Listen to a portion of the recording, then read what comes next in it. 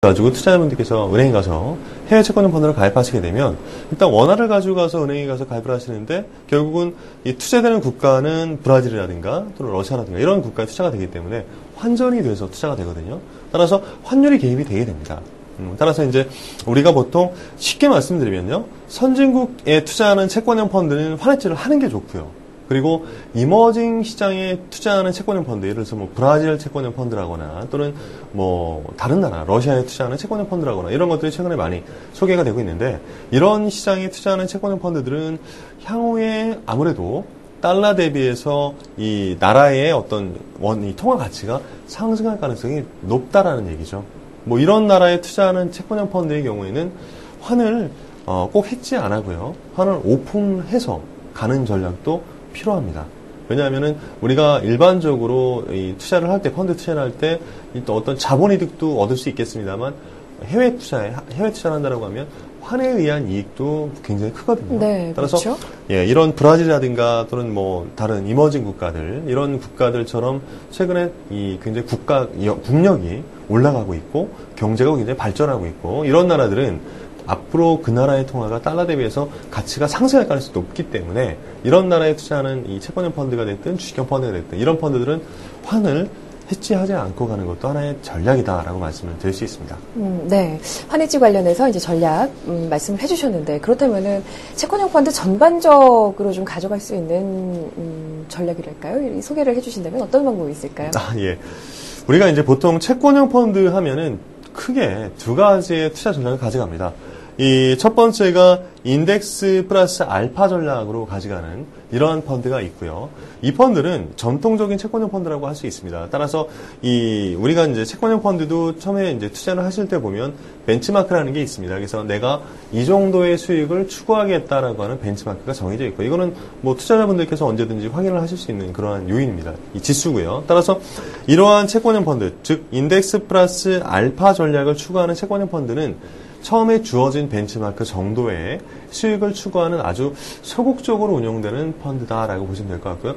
내가 정말 내 돈을 안정적으로 나 이 정도의 수익만 추구하겠다라고 하는 투자자가 계실 때 적합한 그런 채권형 펀드라고 할 수 있습니다. 그래서 안정적으로 정해진 수익을 꾸준하게 따라가는 그런 펀드를 우리가 이 인덱스 플러스 알파 전략을 추구하는 채권형 펀드라고 할 수 있고요. 네. 반면에 굉장히 적극적 자산 배분을 하는 그런 채권형 펀드도 있겠죠, 시장에는. 그래서 특히나 최근에 나오고 있는 하이힐드 펀드 또는 해외 채권형 펀드 중에서 이머징 시장에 투자하는 채권형 펀드 이런 것들은 지금 이런 어떤 적극적인 자산 배분을 통해서 수익을 추구하는 펀드에 해당된다고 할 수 있는데요. 이런 것들은 주식형 펀드의 수익률 못지않게 높은 수익을 내고 있는 그런 상황이고요.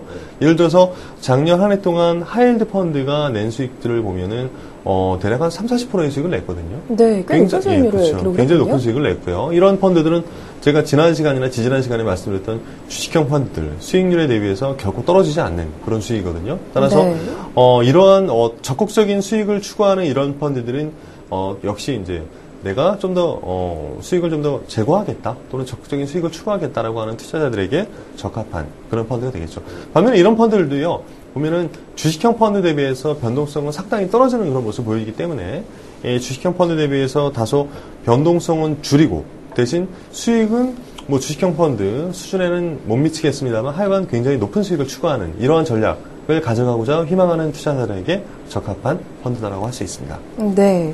자, 그렇다면 이제 이 얘기를 하기 위해서 앞에서 이제 전반적인, 일반적인 채권형 펀드에 대해서 쭉 한번 짚어주셨는데요. 글로벌 채권형 펀드 소개를 좀 빨리 해주셔야 될 텐데요. 네. 네, 어떤가요? 글로벌 채권형 펀드 앞서 말씀을 드렸습니다만요. 굉장히, 최근에 부각을 하고 있고 높은 수익을 내고 있는 그런 펀드입니다. 2009년 한 해 동안 글로벌 채권형 펀드의 평균 수익률을 보면요. 지금 23.8%를 내고 있어요. 네. 그래서, 뭐, 일반적인 주식형 펀드, 우리가 많이 투자하고 계신 뭐, 브라질이라든가 또는 러시아 시장 같이 작년에 이러한 고수익을 내지는 못했습니다만, 일반적인 주식형 펀드의 평균 수익률하고 크게 차이는 나지 않는 그런 모습을 보여줬거든요. 반면에 변동성은 앞서 말씀드렸듯이 주식형 펀드 대비해서 한 10배 가까이 적은 그런 변동성을 보여주고 있기 때문에 네. 그만큼 투자 매력은 굉장히 높다라고 할 수 있겠습니다. 이 정도의 수익이라고 하면 굉장히 높다라고 말씀을 드릴 수 있겠고요. 화면을 통해서 보시면 나와 있습니다만 2000년대 이후에 그리고 2009년까지의 전 세계에서 이 채권, 글로벌 채권, 여러 가지 채권들이 있는데, 이 글로벌 채권의 다양한 섹터의 수익률을 한번 뽑아낸 표인데요. 보시면 나와 있듯이 굉장히 이 높은 수익을 내는 섹터들이 항상 존재해 왔었다는 얘기입니다. 네. 글로벌 채권에. 그래서 뭐 2002년 같은 경우는 이머징에 투자하는 이 국채, 국공채들 이런 것들의 수익률이 무려 30%까지 육박했었고요. 2003년에도 마찬가지의 모습을 보였습니다. 그리고 2004년과 2005년, 2006년, 2007년, 2008년 계속해서 보시면 경기가 조금 좋아지는 시기에는 높은 수익을 냈고요. 경기가 다소 주춤한 2008년이라든가 또는 2005년 같은 시기에는 다소 조금 주춤한 모습을 보여주고 있습니다. 하지만 역시 이 글로벌 채권, 우리가 일반적으로 채권이다라고 하면은 굉장히 낮은 수익을 예상하시는 투자자분들의 어떤 상식을 뒤집는 그런 네. 모습을 볼 수 있겠죠. 네, 이래서 실질적인 정보가 중요한 것 같습니다. 네, 맞습니다. 그래서 글로벌 채권형 펀드는요, 이러한 여러 가지 섹터들의 분산해서 투자합니다. 특히나 이 굉장히 높은 수익을 내는 이러한 펀드에 집중해서 투자하는 글로벌 채권형 펀드가 지금 시장에는 굉장히 많이 나와 있고요.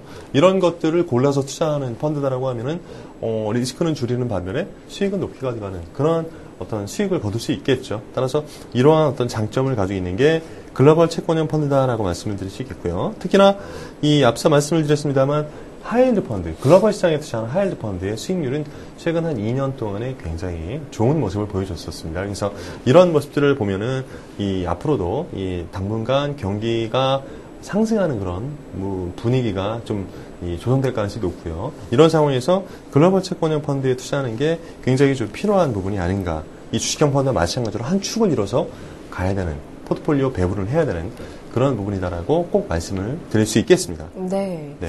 글로벌 채권형 펀드의 실질적인 데이터를 좀 보니까 굉장히 관심이 많이 가는 그런 부분들이 좀 있는 것 같은데, 마지막으로 개인들이 투자를 할 때 이런 글로벌 채권 펀드에 투자를 할 때 좀 주의할 점이라든가 마지막으로 좀 당부를 해주실 말씀이 있으시다면 어떤 내용이 있을까요? 네. 글로벌 채권형 펀드는 앞서 말씀을 드렸듯이 굉장히 다양한 투자 기회를 제공을 하고 있고요. 또 네. 주식형 펀드 대비해서도 굉장히 낮은 변동성과 그 다음에 양호한 수익을 보여주기 때문에 굉장히 이 훌륭한 투자처, 그리고 앞으로 주식형 펀드의 어떤 그런 한 축을 담당할 수 있는 그러한 훌륭한 대안 투자의 이 처라고 할 수 있는데요. 반면에 앞서 말씀드렸듯이 이제 환해지 부분에 대해서는 어느 정도 좀 신경 쓰여야 될 것 같습니다. 네. 환이 오픈을 해서 가는 게 좋으냐, 또는 환을 해지를 하고 가야 되는 게 좋으냐, 이 부분에 대해서는 여러 가지 논란이 있겠습니다만, 앞으로의 시장에 대한 전망, 그리고 내가 투자하는 국가의 환율이 어떻게 움직일지에 대한 전망이 기본적인 배경으로 깔고 가야 되는 부분인데요. 앞서 말씀을 드렸듯이 이머징 시장 중에서도 특히나 최근에 경기가 굉장히 화랑이고, 또 앞으로 경제 발전 속도가 굉장히 빠를 것으로 예상되는 예를 들어서 브라질이라든가 또는 이런 시장에 대한 이 채권형 펀드가 있다라고 하면, 이런 것들은 환을 오픈하고 가는 게 오히려 투자자분들께 좀 도움이 되지 않을까라는 생각이 좀 들고요. 반면에 이제 이 선진국에 투자하는 채권형 펀드라든가 이러한 해외 채권형 펀드 중에서도 좀 선진국 쪽에 투자하는 채권형 펀드들, 이런 것들은 환을 해지하고 가는 것이 이 투자자의 리스크를 좀 줄일 수 있는 그러한 방법이 될 수 있지 않나라는 생각이 들고요. 네. 그리고 또 하나 이 채권형 펀드 역시 제가 말씀드렸듯이 변동성을 주식형 펀드 대비해서 상당히 줄여주는 그런 효과가 있다고 말씀을 드렸습니다만, 역시 채권형 펀드도 위험은 항상 내재를 하고 있는 펀드이기 때문에 그런 부분에 대해서 내가 채권형 펀드에 투자하니까 나는 굉장히 좀 안전하다라고 생각을 하시는 부분들도 역시 조금 이 펀드도 리스크는 가지고 있다라는 부분을 아시고 계셔야지 항상 대비를 하셔야 된다라는 생각이 듭니다. 그리고 마지막으로 역시 글로벌 채권형 펀드도 적립식으로 투자하는 것이 가장 좋다라는 생각이 듭니다. 이 목돈으로 투자하는 경향이 좀 있는데 채권형 펀드들은요, 목돈으로 투자하는 것보다는 역시 적립식으로 투자하는 것이 가장 효과적인 투자 방법이다라는 말씀을 드릴 수 있겠습니다. 네, 아무래도 이제 펀드다 보니까 위험을 이제 분산시키기 위해서 적립식 펀드가 더 좋다라는 말씀을 주셨습니다. 오늘도 좋은 정보 전해주셨는데요. 자, 이번에는 많은 분들이 기다리는 시간입니다. 술펀생 축지시험 시간입니다. 지난주에 네. 또 많은 분들이 참여를 해주셨는데요. 어떤 문제였고 정답이 무엇인지 소개를 해주시죠. 지난 시간에는 가장 어려웠던 문제였죠? 네. 좀 힌트도 좀 없었고요, 지난 시간에는. 네. 힌트 제가 눈밭에 구르지 마시라고 조심하시라고 한번 힌트를 드린 적이 그러셨어요? 있었는데. 네네. 지난 시간에 내드렸던 문제를 한번 보시면 2010년 섹터 및 제가 지난 시간에 테마 펀드에 대한 말씀을 드렸고요. 네. 그 중에서 처음에 말씀드렸던 이 글로벌 섹터 펀드의 벤치마크로 사용되는 그런 지수로서 국제산업분류 표준에 의한 섹터 지수, 지수라고 할 수 있고요. 그 중에서도 이 지수, 즉 MSCI와 S&P에서 공동으로 마련한 이 분류 체계를 가장 많이 활용을 하고 있다라고 말씀드렸고, 이 지수의 이름이 뭐냐라는 게 네. 예, 문제였죠. 아, 어려웠습니다. 네, 정답은 GICS였죠. 네, GICS. 네. 지금 긱스가 뭐의 줄임말인지도 나오고 있는데 이번 기회에 한번 잘 살펴보시기 바랍니다. 네, 맞습니다. 네, 문제가 어려웠음에도 불구하고 이제 많은 분들이 참여를 해주셨는데요. 어느 때나 마찬가지로 많은 분들이 참여를 해주셨습니다. 그 중에서 긱스 지수 맞춘 분들 저희 추첨을 통해서 3분 선정을 했는데요. 아이디가 쩌내신 물결 그리고 레드팍스 이렇게 3분께는 저희가 도서 경제 관련 도서를 상품으로 보내드리도록 하겠습니다. 자세한 방법은 슬기로운 펀드생활 게시판을 참조해 주시면 좋겠습니다. 자, 이번 주도 문제가 나갑니다. 이번 주는 어떤 문제인가요? 네, 이번 시간에는 제가 이제 채권형 펀드, 글로벌 채권형 펀드에 대한 말씀을 드렸는데요. 네. 최근 한 1, 2년 내에 굉장히 좀 부각이 되고 있는 글로벌 채권형 펀드의 종류죠. 그래서 이 채권의 신용등급이요. 투자 부적격 역시 트리플 B 플러스 이하인 그런 회사채에 집중적으로 투자해서 수익을 얻는 그러한 펀드다라고 할 수 있고요. 고수익을 추구하는 대신에 역시 위험도 증가를 하고 있는 그러한 투자 수단 방법으로 최근에 부각되고 있는 펀드의 이름을 오늘 문제로 내겠습니다. 네, 주로 이름이 많이 나옵니다. 네. 네, 투자 부적격 그리고 하이리스크 하이리턴을 한번 참조를 하시면 염두에 두시고 문제를 푸시면 잘 아실 수 있을 것 같습니다. 네. 네, 정답 아시는 분들 저희 슬기로운 펀드 생활 다시 보기를 통해서 퀴즈 정답에 참여를 해주시면 좋겠습니다. 역시 이번 주에도 참여해주신 분들 가운데 3분을 추첨해서 상품을 보내드리도록 하겠습니다. 자, 많은 분들 참여 부탁을 드리고요. 지난주 펀드 수익률 동향 살펴보고 오겠습니다.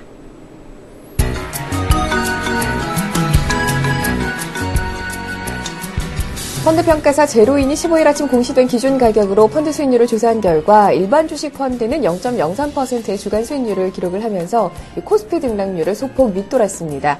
K200 인덱스 펀드도 마이너스 0.03%에 그쳐서 저조한 모습을 보였네요.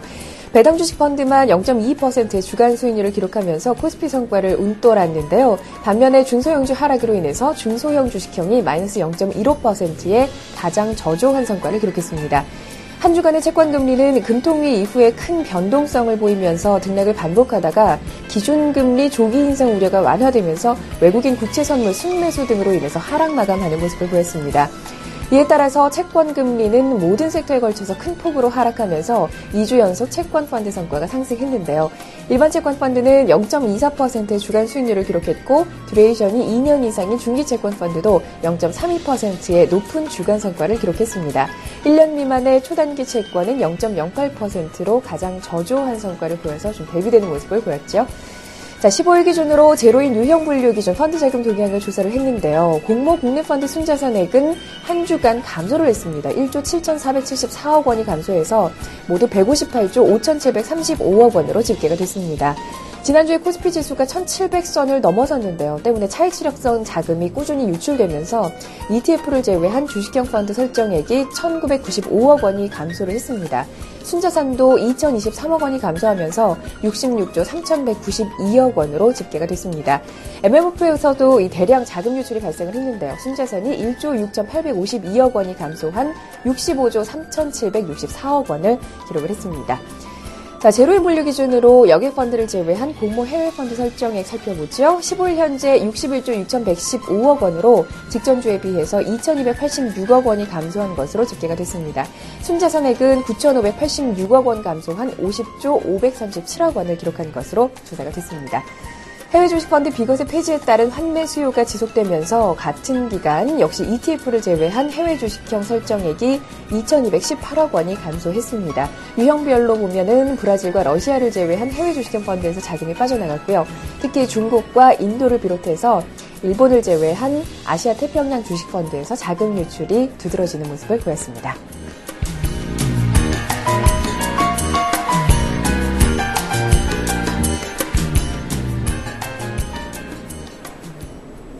네, 오늘 글로벌 채권형 펀드에 대해서 얘기 나눠봤는데요. 이쯤에서 미래에셋 자산운용 마케팅 본부의 김전웅 팀장과 인사 나누도록 하겠습니다. 오늘 말씀 고맙습니다. 네, 감사합니다.